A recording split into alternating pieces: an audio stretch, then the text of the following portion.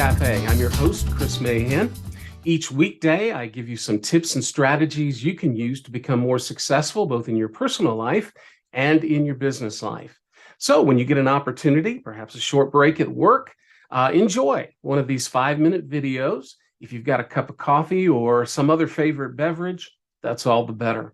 Let's jump into today's video. You know, it's hard to believe that the happiest place on earth was the creation of someone who grew up in a household which was about as far from happy as you can imagine. Meet Walt Disney.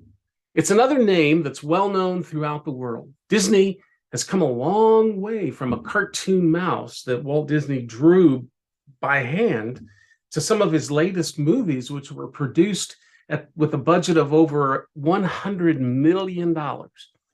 However, Walt never set out to become a household name. In fact, his beginnings have a whole lot more to do with escaping from a bad situation than trying to find his place in the world. He grew up with a father who was so cruel and abusive that Walt's other brothers couldn't leave home soon enough. And Walt himself made his escape before he was even considered an adult. In fact, he tried to enlist in the army in order to fight in World War I, but he was rejected because of his age. So he lied about his age in order to become an ambulance driver with the Red Cross. And when the Red Cross sent him to France, well, Walt arrived after the war had already ended. Now, with such rough beginnings, it should come as no surprise that young Walt used to use drawing as a way to hold on to his sanity in difficult times. And after the war, he tried to make a living off of his drawings, first as an apprentice to an animation studio, and then later in a studio of his own, which he formed with one of his friends. Well, that business failed due to the inability to gain clients and customers. So then he created an animation business with a coworker by the name of Fred Harmon. But that business went bankrupt within just a few years.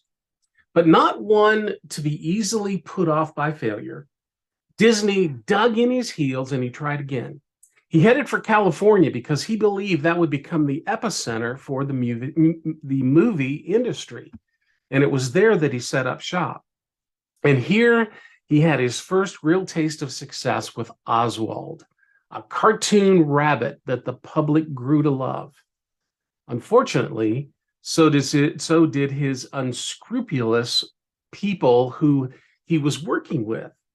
His animators were stolen right out from under him, and the very character that he created was stolen as well. Now, many people would obviously quit somewhere around this time, but not Walt.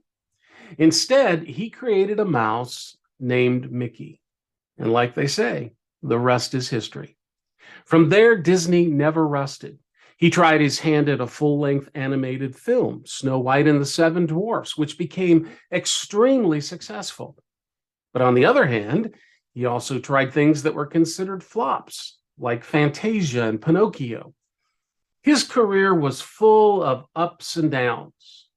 And when he opened up Disneyland, just about everything that could go wrong did go wrong. But instead of throwing in the towel, Walt simply dug in and worked harder to make it the success that he knew it could be.